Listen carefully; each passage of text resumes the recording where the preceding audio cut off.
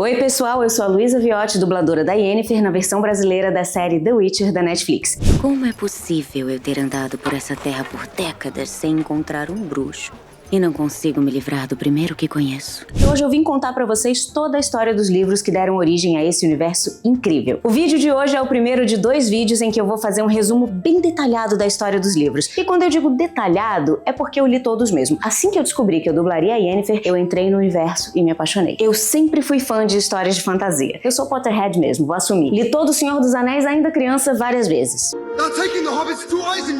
Aqui em casa, inclusive, é tradição a gente rever todos esses filmes, versão estendida, obviamente, pelo menos uma vez por ano. Por isso, poder cair de cabeça nesse universo de The Witcher foi um presente pra mim, né? Falando nisso, muito obrigada a Felipe Drummond, responsável pela direção da dublagem, e por toda a equipe envolvida que me escolheram pra essa personagem. Eu amo essa série e espero que esse vídeo consiga te mostrar por que ela é tão especial. A maioria de vocês provavelmente conheceu o nosso bruxão pelos jogos. Tá bom, pelo terceiro jogo, eu sei. O vento está sibilando. Mas tudo bem. Meu objetivo aqui é te ajudar a conhecer ainda mais sobre os nossos queridos Geralt, Ciri e, claro, a feiticeira mais sinistra de todos os tempos, Yennefer. E, claro, vale aquele aviso básico mais necessário. Esse vídeo aqui tá cheio de spoilers dos livros, então se você ainda pretende ler a saga, fica aí o alerta. Agora, sem mais delongas, vamos pra história. O Último Desejo. Apesar da história oficial só começar no livro Sangue dos Elfos, o universo de The Witcher nos é introduzido oficialmente por O Último Desejo, o primeiro livro publicado da saga. Trata-se de uma coletânea de contos que apresenta Geralt de Rivia, que é um bruxo caçador de monstros dotado de habilidades sobre-humanas e um senso moral bastante particular. Primeiro é importante entender o que exatamente é um Witcher. Witchers são humanos que têm seus corpos aprimorados ainda quando crianças, após passarem por um processo extremamente doloroso e perigoso chamado de Teste das Ervas. Esse procedimento envolve consumir poções altamente tóxicas, receber mutações genéticas e realizar um treinamento de combate que faria qualquer aula de crossfit parecer hidroginástica para senhorinhas em comparação. Aqueles 30% que sobrevivem ao teste ganham habilidades extraordinárias, sentidos aguçados, reflexos absurdos, resistência a venenos e até poderes mágicos limitados. Tudo isso para caçar monstros profissionalmente. Geralt passou por tudo isso e saiu com cabelos brancos, olhos amarelos e um humor levemente piorado. O livro intercala os contos com uma narrativa chamada A Voz da Razão, onde Geralt se recupera em um templo após uma missão particularmente difícil, servindo como âncora para suas lembranças das aventuras anteriores. Ao longo dessas histórias, ele é frequentemente acompanhado por Jaskier, um bardo que nunca sabe o momento de ficar calado e que serve de alívio cômico e cronista involuntário das confusões do bruxo. Dos contos, os que mais importam para a narrativa futura são A Questão de Preço e O Último Desejo. Em A Questão de Preço, Geralt vai até Sintra atender a um chamado da Rainha Calante, que quer proteger a sua filha Pavetta, destinada a se casar por razões políticas. Tudo muda quando um cavaleiro amaldiçoado chamado Dany aparece, exigindo a mão de Pavetta, alegando a Lei da Surpresa. Anota isso aí, é importante. Essa lei mágica estabelece que, ao salvar alguém, o salvador pode exigir como recompensa algo que a pessoa que foi salva já possui, mas que ainda não sabe que tem. No passado, Dany salvou o rei de Sintra e invocou a Lei da Surpresa como pagamento. O rei concordou, porém mal sabia ele que quando voltasse para casa encontraria sua esposa com sua filha recém-nascida, Pavetta. No fim, graças à intervenção de Geralt, a maldição de Dany é quebrada pelo amor e ele se casa com Pavetta. Geralt, por ironia do destino, reivindica também a Lei da Surpresa, descobrindo que Pavetta está grávida. Essa criança na barriga de Pavetta é ninguém menos do que Ciri, marcando o início do destino do bruxão com a garota. No conto O Último Desejo, conhecemos Yennefer, uma feiticeira poderosa, bela e extremamente volátil. O conto começa quando Jaskier acidentalmente liberta um djinn, meio que um gênio do Aladdin, mas com menos canções temáticas e mais maldições irreversíveis. Nunca teve um amigo assim. Isso desencadeia caos em uma cidade inteira. Yennefer tenta manipular Jaskier e usar o djinn para reverter a sua infertilidade, mas ao perceber que é Geralt quem possui os desejos do djinn, o bruxo usa seu último desejo de forma misteriosa, salvando Yennefer da morte certa e criando, sem querer, uma ligação mágica e profunda entre a alma dos dois, que vai moldar suas vidas para sempre. Os demais contos trazem releituras sombrias e irônicas de contos de fadas clássicos. Em Um Grão de Veracidade, Sapkowski apresenta uma versão obscura de A Bela e a Fera. Já em O Mal Menor, o autor subverte a história de Branca de Neve, explorando as complexidades das escolhas morais e cunhando o infame apelido de Geralt, o Carniceiro de Blaviken. Fim do Mundo e O Bruxo têm menos impacto direto na narrativa futura, mas ajudam a ilustrar o tipo de vida que Geralt leva, que é caçando monstros, basicamente tomando bomba e sendo um CDF fissurado em botânica.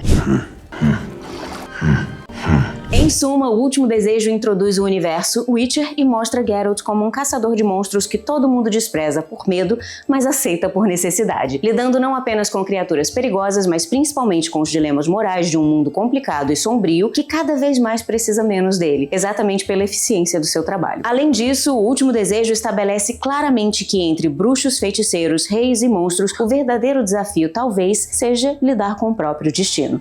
A Espada do Destino. Se o Último Desejo apresenta o universo de The Witcher com estilo, a Espada do Destino começa a desenhar os contornos da saga principal e, mais importante, a relação entre Geralt e Ciri. É aqui que o bruxo e a princesa se encontram de verdade e a tal lei da surpresa finalmente cobra seu preço. Mas antes desse encontro temos outros contos que brilham. Em O Limite do Possível, Geralt e Jaskier se metem em uma expedição para caçar um dragão. Durante a aventura, Geralt reencontra Yennefer e os dois retomam a sua dinâmica de tensão romântica, ciúmes mágicos e diálogos afiados. O conto é uma crítica ao heroísmo vazio e à ganância, com direito a criaturas fantásticas, mercenários trapalhões e uma das raras ocasiões em que Geralt quase morre de exaustão moral. Já em Um Pequeno Sacrifício, conhecemos Shinaz, uma sereia que se apaixona por um príncipe humano. O conto é claramente inspirado em A Pequena Sereia, mas com uma dose generosa de cinismo e realpolitik. Mistura romance, diplomacia e um pouco de drama aquático. Mas o que mais se destaca mesmo é o talento de Jaskier para se apaixonar por qualquer mulher que tenha mais de 3 falas. Em O Fragmento de Gelo, mergulhamos mais fundo na relação entre Geralt e Yennefer. Geralt descobre que Yennefer está envolvida romanticamente com outro feiticeiro, Istredd. Ambos os homens sabem da existência um do outro e trocam farpas cheias de inveja e insegurança. O conto gira em torno de um triângulo amoroso alimentado por orgulho, mágoa e o simples fato de que ninguém sabe se comunicar como um adulto. No fim, Yennefer, de saco cheio, rompe com os dois. A vida romântica de Geralt e Yennefer é assim mesmo. Eles brigam, se reconciliam, brigam de novo e no fim você entende que amor verdadeiro no universo de Sapkowski é basicamente uma DR infinita com monstrinhos bizarros de fundo. A coletânea ainda traz A Espada do Destino, conto que dá nome ao livro, onde Geralt encontra Ciri pela primeira vez, ainda sem saber quem ela é de verdade. Geralt salva a jovem de um grupo de bandidos e a leva até Brokilon, a floresta sagrada das Dríades, onde ela é quase forçada a se tornar uma delas. Lá, mesmo tentando negar, o bruxo sente um laço profundo com a menina. Esse primeiro encontro, repleto de intuições, sensações inexplicáveis e a famosa teimosia do destino, planta a semente que só vai florescer no último conto. Agora, o conto mais crucial do livro é justamente Algo Mais, onde acontece o tão esperado reencontro entre Geralt e Ciri. O Império de Nilfgaard, comandado pelo eternamente mal-humorado imperador Emhyr, invade e destrói Cintra, não só por conquista territorial, mas por causa de uma criança, Cirilla Fiona Ellen Rhiannon, a leoazinha de Cintra. Adoro! Ciri é neta da rainha Calante e herdeira de um sangue mágico e protagonístico que a torna peça central de profecias ancestrais. Ela consegue escapar da destruição da cidade, passando por mais perigos do que um turista desavisado no Rio de Janeiro, até ser encontrada por Geralt. Bom, o destino, como sempre, tá ali agindo como roteirista de dorama. Algo Mais fecha o livro com um soco emocional que amarra tudo. O destino, que Geralt passa o tempo inteiro tentando evitar, se impõe de maneira inegável. Ele tenta convencer a si mesmo que não quer amar, que não precisa de vínculos, que não está destinado a nada. Mas ali está Ciri, correndo para os seus braços, e ele a acolhe. O bruxo, que diz que não tem coração, encontra na criança que o destino lhe entregou o que ele mais precisava. Algo mais. O Sangue dos Elfos. Bebendo da mesma fonte disléxica de Star Wars, a saga principal começa oficialmente com o livro 3, O Sangue dos Elfos. E diferente dos livros de contos anteriores, aqui temos uma narrativa contínua. O livro se inicia com Geralt levando Ciri para Kaer Morhen, a fortaleza dos bruxos, onde começa o treinamento da garota em esgrima, sobrevivência e poções. Lá, ela treina com os poucos Witchers remanescentes, que, diga-se de passagem, são ótimos para ensinar a cortar a cabeça de uma mantícora. Mas um desastre completo em pedagogia infantil, quem poderia imaginar? Preocupado com o desenvolvimento da menina, Geralt convoca Triss Merigold para ajudar com a parte emocional e principalmente com a parte mágica da educação dela. Triss percebe que há algo muito incomum em Ciri. Além dos seus surtos de visões proféticas, a menina parece carregada por uma força ancestral incontrolável. Geralt, então, decide levá-la a Yennefer, a única feiticeira teimosa o suficiente para enfrentar tanto o poder de Ciri quanto a cabeça dura do próprio bruxo. Yennefer aceita relutante o papel de mestra e no processo de ensiná-la as artes mágicas, algo inesperado acontece. A feiticeira, que até então parecia movida apenas pelos seus próprios objetivos e ambições, começa a criar um vínculo muito profundo com Ciri. Aos poucos, a feiticeira, rígida e calculista, revela seu lado maternal. Infelizmente, como parte do preço pelo seu poder mágico, Yennefer foi esterilizada ainda jovem e nunca pôde ter filhos. Ciri, com sua força bruta e fragilidade escondida, desperta nela algo que vai além do dever, um amor genuíno. Para a garota, Yennefer deixa de ser só uma mentora exigente e passa a ocupar o espaço de figura materna, alguém que se importa com ela de verdade verdade e que está disposta a protegê-la a qualquer custo. Enquanto isso, o mundo ao redor está à beira de colapso. O reino de Nilfgaard está se reagrupando para novos ataques. As tensões entre reinos humanos e as populações élficas marginalizadas aumentam a cada dia. Os elfos exilados nas florestas e tratados como cidadãos de segunda classe começam a se organizar em movimentos armados com os Scoia'tael, que se envolvem em ataques violentos contra os humanos. Paralelamente, o feiticeiro Rience é contratado por alguém para capturar Ciri. Ciri vira basicamente a última televisão de 42 polegadas das Casas Bahia durante Black Friday, sendo caçada por todo mundo desse universo e de outros universos também. A menina é portadora do Sangue Velho, que pode ser a chave para o controle mágico do tempo e do espaço. Ela é o pivô de uma profecia ancestral que sugere que seu destino está ligado à destruição ou à salvação do mundo. E ainda tem gente reclamando dela ser a protagonista do novo jogo, né? Pelo amor de Deus, gente.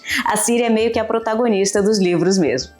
Geralt, como sempre, se recusa terminantemente a se envolver em política. Portanto, ele imediatamente ignora por completo a sua regra principal e passa toda a história dos livros a seguir se metendo em diversas confusões geopolíticas. Ao final do livro Sangue dos Elfos, as alianças começam a se formar, os inimigos se revelam nas sombras e o leitor entende que Ciri não é só uma garota com dons extraordinários, ela é um catalisador que pode transformar completamente o continente. E o bruxo que só queria matar uns grifos no interior e jogar um guentezinho no seu tempo livre, agora tem que enfrentar reis, feiticeiros, rebeldes e o próprio destino. Ai, chato dessa. Tempo de desprezo. O título já dá a dica. Nesse livro, todo mundo tá ressentido, frustrado ou prestes a tomar decisões terríveis. E quase todos estão certos de que sabem o que estão fazendo. Spoiler, não sabem. A história começa com Geralt e Ciri tentando manter uma vida discreta, até que Yennefer aparece e leva a menina pra Aretusa, a escola de feiticeiras, para que ela aprenda a controlar os seus poderes mágicos e, quem sabe, não destrua o planeta sem querer durante um pesadelo. Tamo na torcida. A viagem até Aretusa é marcada por tensões. Ciri se sente abandonada por Geralt e não confia nas intenções de Yennefer, que por sua vez parece estar envolvida em manobras políticas entre as facções de magos. E ela tá mesmo, tá super. A confraria dos magos está dividida entre os que querem manter a neutralidade e os que pretendem tomar uma posição clara contra Nilfgaard. Enquanto isso, Philippa Earhart, uma das feiticeiras mais influentes conhecidas, arma um golpe contra os magos pró-Nilfgaard durante o conclave dos feiticeiros. Ela planeja expor os traidores e prendê-los, só que o plano acaba dando terrivelmente errado quando Vilgefortz, um dos magos mais poderosos e também mais canalhas da história, revela estar aliado ao Império de Nilfgaard. O que deveria ser um encontro diplomático vira um massacre com duelos épicos entre feiticeiros e, no meio de tudo isso, Yennefer desaparece misteriosamente, no meio do caos. Seu paradeiro permanece desconhecido nesse livro e no seguinte também. Geralt tenta proteger Ciri, mas é gravemente ferido por Vilgefortz. Ele é salvo por Triss e levado para se recuperar, mas fica temporariamente fora de combate. Ciri acaba sendo enganada por Tissaia, uma das diretoras de Aretusa que acreditava poder protegê-la, mas a sua decisão precipitada apenas entrega Ciri diretamente aos traidores. A menina foge por um portal instável e é lançada no meio do deserto de Korath, sozinha, desidratada, com os cabelos cheios de ponta dupla e assombrada por visões de um destino apocalíptico. É nesse deserto que temos a primeira manifestação mais clara de caçada selvagem. Ciri vê cavaleiros espectrais cavalgando nos céus. A imagem da caçada começa a persegui-la nos seus sonhos e visões. Ela não entende quem são, o que querem, de onde vêm, o que comem, mas sente que eles a conhecem e estão seguindo ela. É no deserto que Ciri começa a se transformar de verdade, sem ajuda de ninguém, enfrentando a natureza hostil e seus próprios traumas também. Ela começa a se desvencilhar da imagem de menina protegida por adultos poderosos. Enquanto isso, em Aretusa, a situação pós-conclave é um horror. Tissaia, devastada por ver que a sua tentativa de manter equilíbrio resultou em um banho de sangue, tira a própria vida. Dijkstra, o chefe de espionagem de Redânia, aproveita a confusão para começar a mover suas peças no jogo político, consolidando o poder para o seu reino. No final do livro, Ciri é acolhida por um grupo de jovens criminosos chamados Os Ratos, que a introduzem em um mundo violento e de liberdade, onde não há regras, só sobrevivência. Ela adota o nome de Falca, uma referência histórica a uma figura da rebelião sangrenta, e começa sua descida num caminho onde vingança e identidade se misturam. O desprezo aqui não é só entre reinos, magos e povos, mas o desprezo que cada personagem começa a ter por si mesmo. Quem nunca? Em resumo, Tempo de Desprezo é o momento em que a inocência acaba para Ciri, o equilíbrio do poder se rompe, os personagens perdem o controle do próprio destino e as peças do tabuleiro são viradas com mais força do que as peças de um jogo de war, quando você tira o objetivo